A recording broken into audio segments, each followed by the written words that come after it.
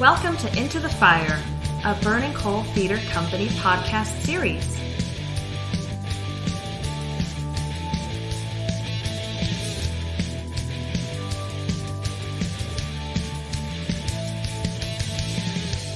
Hi, this is Jerome Davis. I'm the artistic director of Burning Coal Theater Company, and I'd like to welcome everyone to Into the Fire, the Burning Coal Theater Company podcast series on all things theatrical. Today we have a special guest, dancer, teacher, educator, Willie Hinton from New York City. Willie moved to Raleigh and began dancing in his teens at the Inlow High School Magnet School of the Arts, later at the University of North Carolina School of the Arts in Winston-Salem. He received a scholarship to study at the American Dance Festival in Durham and at the Governor's School here in North Carolina. In 2013, the American Dance Festival awarded Willie the Chuck Davis Scholarship. Willie has also received a trustee's scholarship at the prestigious University of the Arts in Philadelphia. He was on full scholarship with the Alvin Ailey School. He has also toured nationally and internationally with the Rebecca Kelly Dance Company out of New York, Jubilations Dance Company, the Philadelphia Dance Company, and Dance Kaleidoscope in Indiana. Willie has been a guest dancer with Chuck Davis's African American Dance Ensemble. Locally, he dances with both the Carolina Ballet and the Raleigh City Ballet. Willie's also a teacher. He has taught dance to students at all levels in North Carolina and across the country. He has been a guest choreographer with North Carolina State University, North Carolina Central, and recently the Justice Theater Project. He's also taught dance at the Dance Institute of Washington, D.C., the National Dance Institute out in New Mexico, the School of the Performing Arts in Richmond, and here in the Triangle at both the Longleaf School of the Arts and the Walltown Children's Theater in Durham. On January 26th, Burning Coal Theater Company will open Lynn Nottage's beautiful and mournful Malima's Tale, choreographed by Willie Hinton. Willie, welcome to Burning Coal and welcome to Into the Fire. Well, thank you. As you were reading that, I was like, wow, I've done a lot. Yeah. Oh, I had that memorized. Wow, it's an honor to be here. Thank you. Well, it's an honor for us to have you. Let's start at the beginning. New York City. Which of the boroughs were you from? And I am from Staten Island. Both of my parents are from North Carolina. They both graduated from HBCUs, and then they moved to New York and met and had us. And my grandparents were still living here when I was living in New York. And so we would come down every summer. And so my family decided, or my parents decided that we wanted to move back down south. So we moved back here in the 80s. And that's when I discovered dance. It's funny that I discovered dance here as opposed to being in New York. Right, which is thought of more as an arts mecca. Staten Island, perhaps not as much. No. You had siblings. How many? Yes, I have a brother that passed away in 2012, and then I have a sister here, Rosalind Hinton Owen, who resides in Roseville, North Carolina. And is she an artist as well? No, my sister is an entrepreneur. She is a licensed loctician, which is she deals with natural hair, and she's an esthetician, skincare, and then she also is Prime America, the insurance people. She does a lot. So yeah, in the insurance field as well. Good. Yes. Well, that's good. So you were around 15 or 16, and do you remember the experience that happened that first led you to want to be a dancer? Oh my God, yes. You know, it's funny because I talk about this all the time. Dance had always been in me. It had not revealed itself to me. So I've always had the passion, because I remember when I lived in New York, when I was younger, whenever I would hear a piece of classical music, I would dance to it, but I had never seen a ballet. I had never seen a classical ballet, whether it was on television, in life, real life, or whatever. I had never seen it. But for some reason, I knew when that music hit my spirit, I had to move. And it wasn't until I moved down here when I was looking at schools, because I was originally slated to go to Garner Senior High School, but I was like, no, that's a country school. I want to go to Enloe, because Enloe had just turned into this magnet school, and it was slated as a magnet school, but it was like more of a performing arts high school, and it had dance, and I was just like, I want to take dance. I didn't know why I wanted to take dance. I just had to take a dance class. And so my first dance class was when I was in 10th grade. And do you remember the teachers that you had Yes, that Patty were Mark. used to? Yes, Yeah. Patty Marks, Betty Kovac, Robin Harris, LD Burris, who else? What else? LD Burris, Chuck Davis. I had met Chuck Davis then. And who else? Freddie Lee Heath. So when I was thrusted into dance, I was among the greats. Freddie Lee is now the arts person at Wake County Public Schools. He's got the big job now. Robin Harris choreographed several shows for us. Years ago. She's recently moved, I think, out to Denver, I want to say, but yeah, she was a choreographer for when we did Hair and Wow. a couple of other shows. Yeah, she's quite an extraordinary artist. And the theater has this sort of not so unspoken idea that women have a shorter shelf life than men do. I think that's changing a little bit. But in the dance world, everybody kind of has a short shelf life. The rigors of the business. If my arithmetic is correct, you've been doing this for more than 30 years then. Yes, I started, like I said, 16, and I am 55 now. And I have actually had my career was continuous. There was never a lull in my career. It was always, sometimes I had to like literally take a break because which is a blessing, but I was being asked to do stuff. And I was just like, I don't want to. I was tired, because as a dancer, we get physically tired because it's a physical art form. And, sometimes your body is like, rest. And especially as you get older, your joints are not as lubricant, and you're not at your prime. At least that's what I think. But I was talking to a colleague of mine, and they were like, well, Willie, you're not supposed to be where you were, because that was back then. You're in a different phase in your career now. And so what you lack in maybe the physical, you make up for it in wisdom and experience. I can imagine that would be true of all artists, or should be true of all artists. Did you, when you first started out, was it dance, or was choreography and teaching part of the vision for your future as well? Oh, it was dance. Like at Enloe, okay, and it's funny because I was talking about this last night. There's, different studios and conservatories around, the community. I didn't know that when I started dancing. And so my only training was Enloe. It was Monday through Friday. The first 2 years I was taking 2 hours of dance, and it was considered an honors course. And so I didn't have to take gym. My last year, I had all my credits, to graduate, and I asked if I could add an additional dance class, and they said yes. And so that meant I was taking 4 hours of dance every day. But what they did was, that the second dance class was during my lunch, and, it's, you have to take lunch. And so they said, well, instead of you taking a lunch, you can take a dance class and we'll bring your lunch to you in the dance studio. And so in between exercises, I would go grab a bite to eat.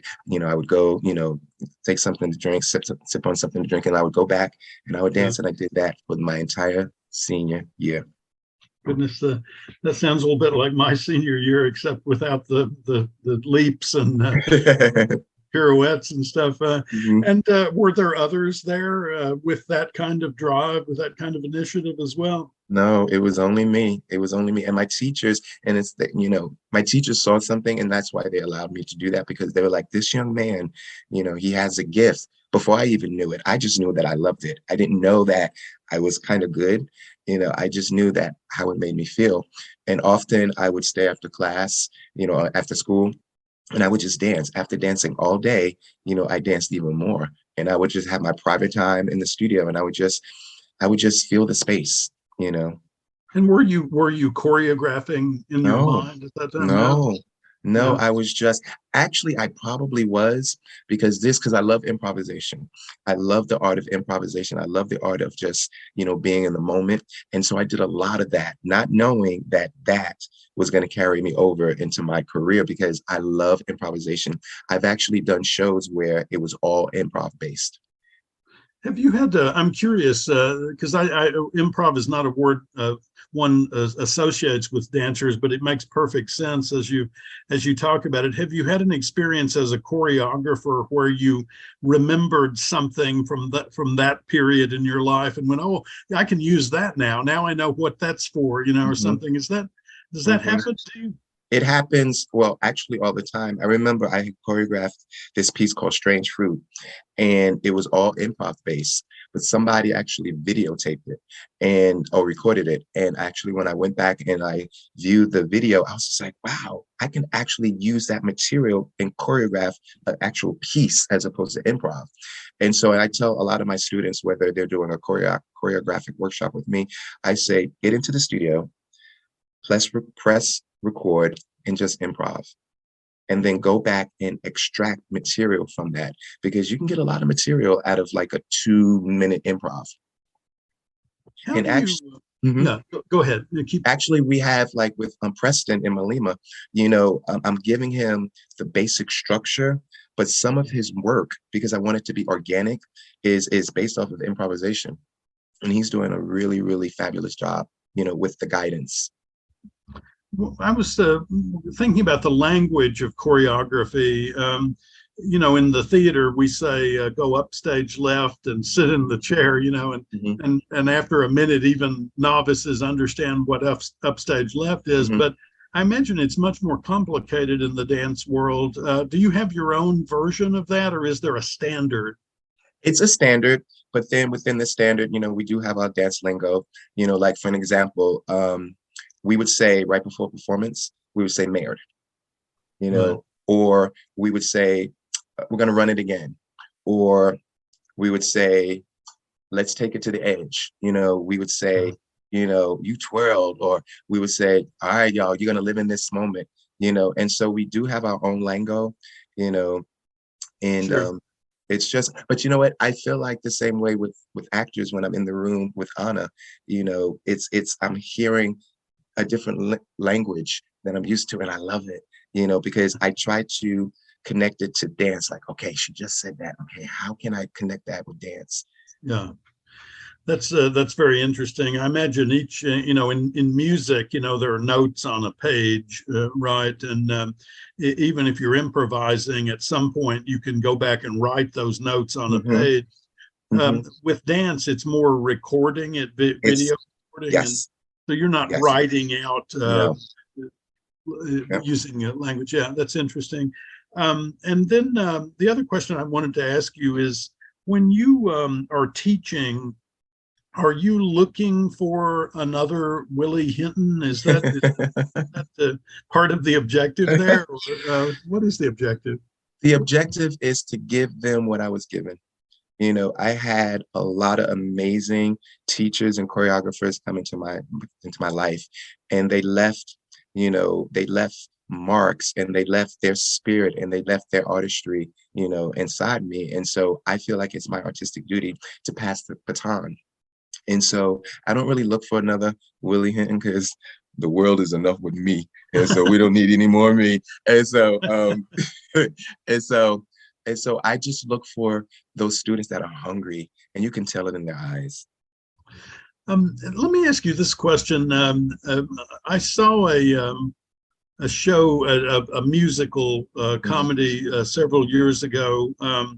Billy Elliot, mhm, which is mhm, about a young man who wants to mhm, dance.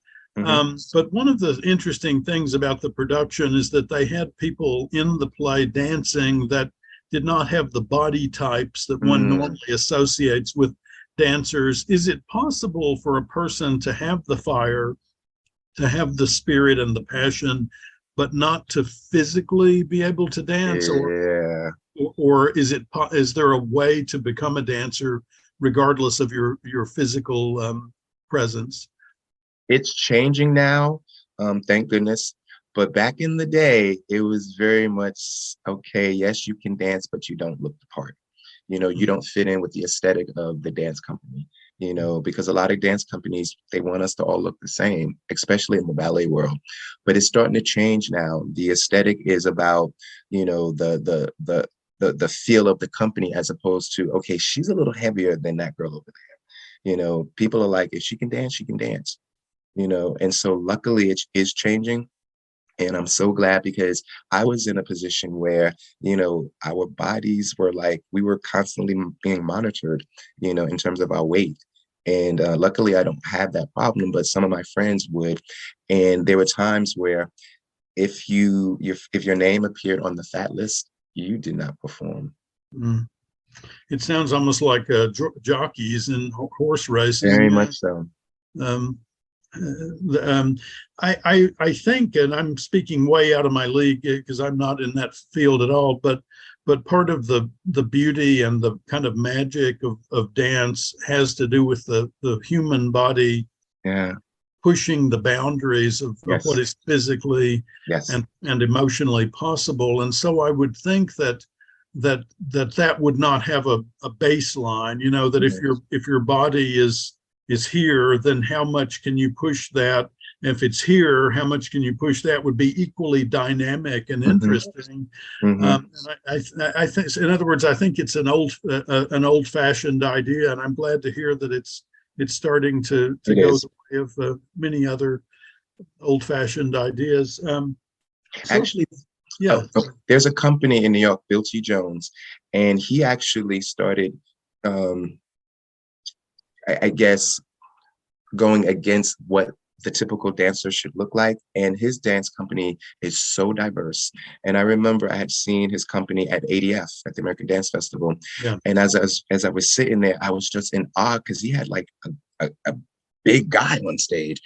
And this guy was dancing, and I could not take my eyes off of him, because I was just like, that is against the norm of what I was taught. But look at him. And I looked at him more so than I looked at any other, like the slimmer dancers, because it was like this guy was saying, I belong out here. Don't look at my size. Look at what I'm giving. Look at the story that I'm telling with my body that I'm proud to be in. And you could tell he was proud to be in it. It might be a way to make sure that the next generation of youngsters don't have the experience you have of never having seen dance up until into your teens. If dancers look more like the average person on the street, then maybe the average person on the street will want to look at them. Exactly. Exactly. And I deal with that. Of course, the dance world is full of, the eating disorders and stuff.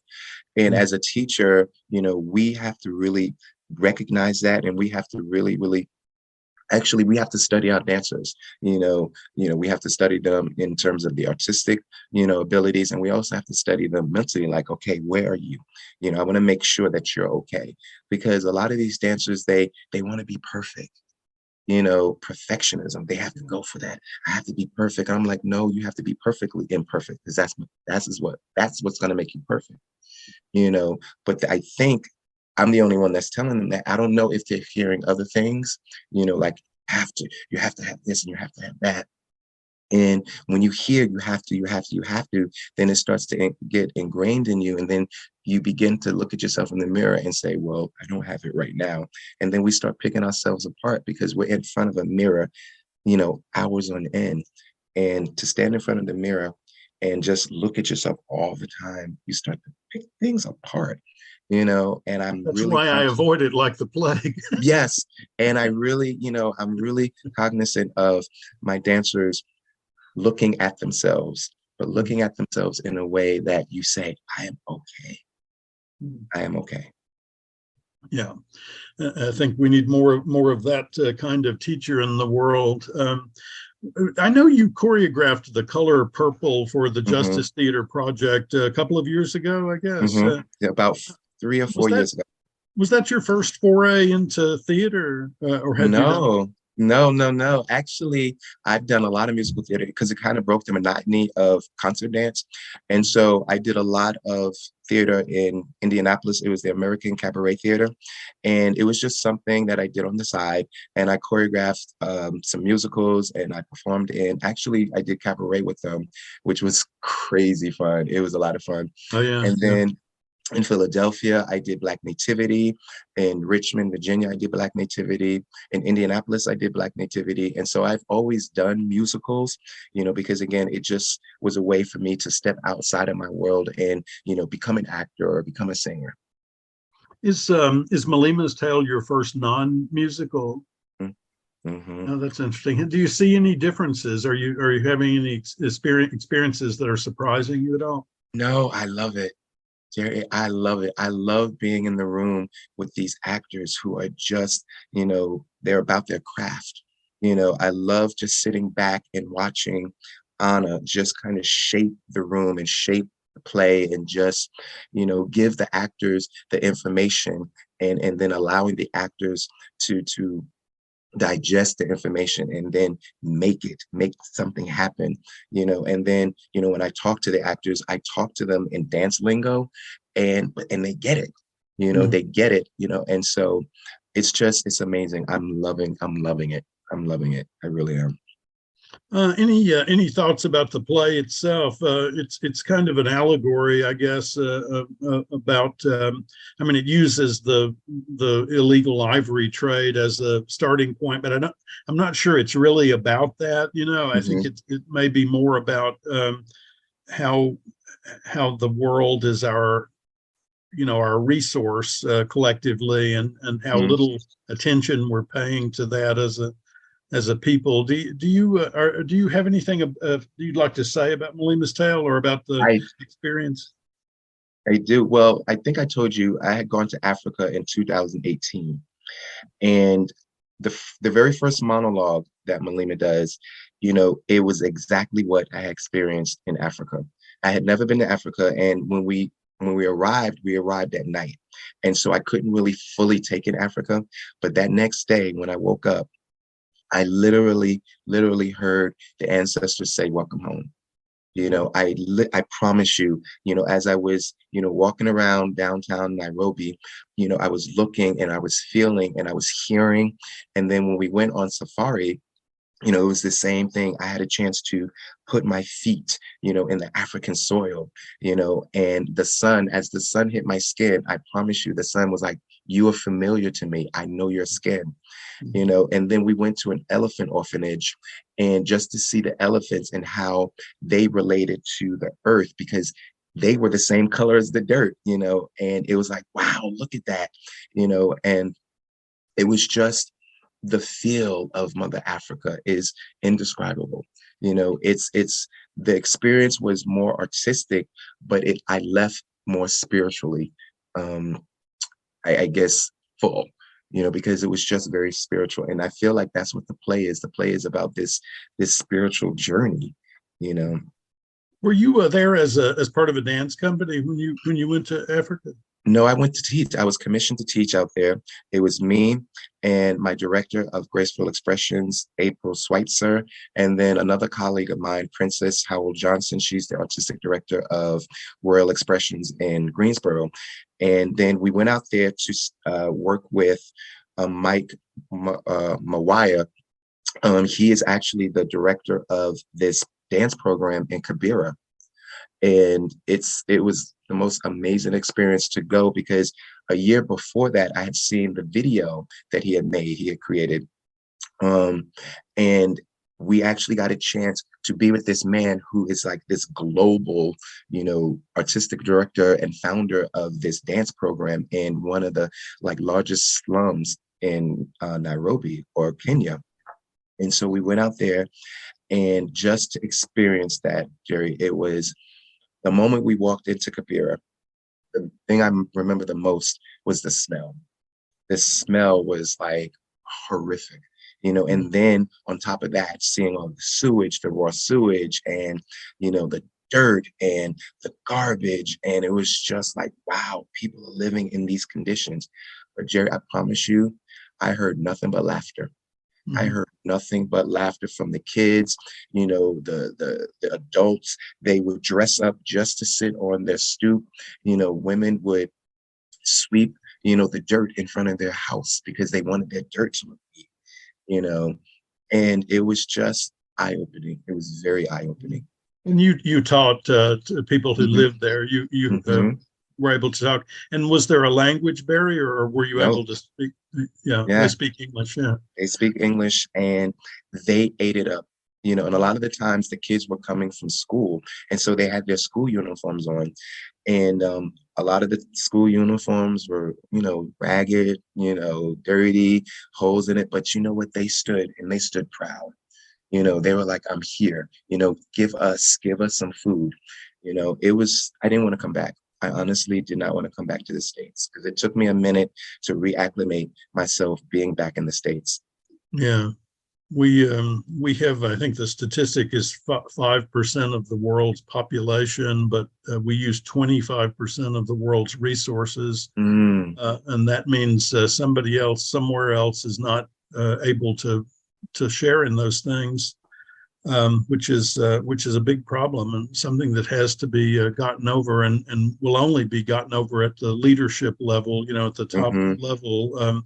It would be nice to think that individuals could contribute to that in some way, and I guess in small ways we can. But until our leadership makes those kinds of decisions, we're not gonna see enough movement to really impact anything. But I'm glad to hear that there is joy and to be found in even the most dire of circumstances. I know that April, my director, she does annual fundraisers, and we send, dance clothes over there. We send, supplies, books, and things like that still. And we were planning. I was just going to ask: is there a website or something that people could go to contribute to that? Yes, it is, and I'm gonna have to look it up. So I'll look it up, and I will give you the website. Okay, what is the lady's name or the company's name? Okay, so April Schweitzer, she is the founder of Graceful Expressions in Greensboro, you said? No, in Cary, actually. Oh. Yeah, so April Schweitzer is in Cary, and we just moved into a new building. We've been there for a year, and April Schweitzer is the most wonderful, giving person ever. And she was the one, like I said, who commissioned me to go and teach in Africa and paid for the entire thing. And, she's constantly giving. And Princess Howard Johnson is the same. She also has the connection to, Kabira and to Mike's work, because his work is global. His work is global. And to see these young people given the opportunity, in their conditions, it just makes you like, wow, there are people out there that truly, truly, truly care about the well-being of these, I call them forgotten kids. It looks like gracefuldance.com is the website. Yes. If I'm looking right. Yeah, so. Yes. Okay. Willie, is there anything else you'd like to say about your experience with Malima's Tale, or about your work overall as a representative of the dance community during your time here in Raleigh? Is there anything you'd like to add as we wrap up our podcast? It's just a pleasure. It's just a pleasure to work with people who love what they do. It's a pleasure to be in the room, with people who we have shared interests, but we're different, and we could learn from each other's differences, because I'm, a dancer going into, an actor's rehearsal is very different, from, going into the dance studio and, rehearsing a ballet. And we don't warm up enough, do we? Well, you know what? We started warming up right before, and that's another thing. When we started warming up, I was taking, the actors through, a movement, study, and they were just so free. They were just willing to step outside their box. But you know what? We are actually the same, an actor and a dancer.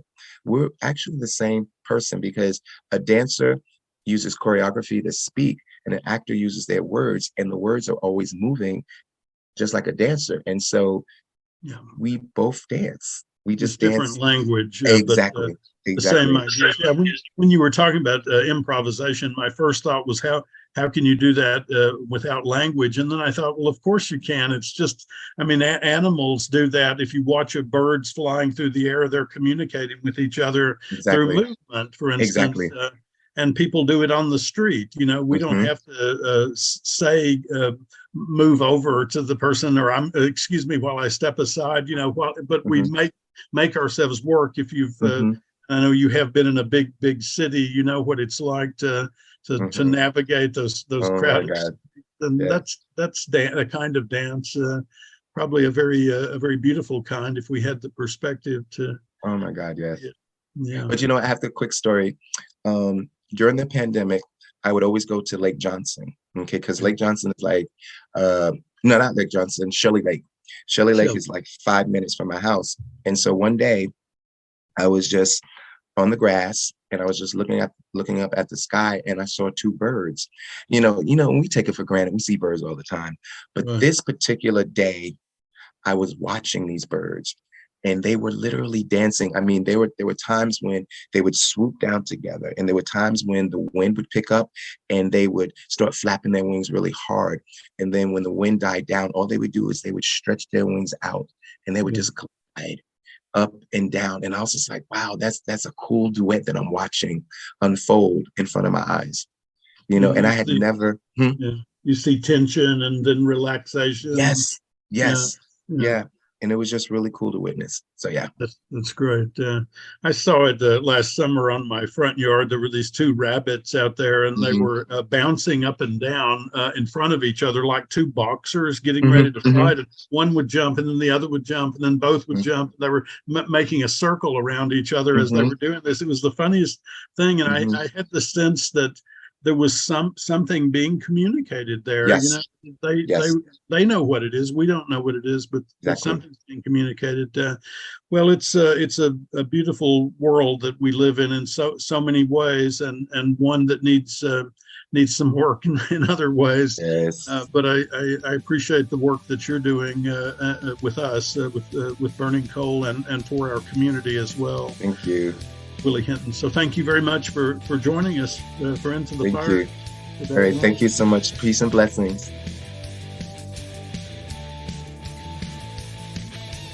Thank you for listening. Burning Coal Theater's production of Malima's Tale will be presented January 26th through February 12th. Tickets and more information are available at burningcoal.org or at 919-834-4001. Malima's Tale is sponsored by The Classical Station. Listen online at theclassicalstation.org or 89.7 FM.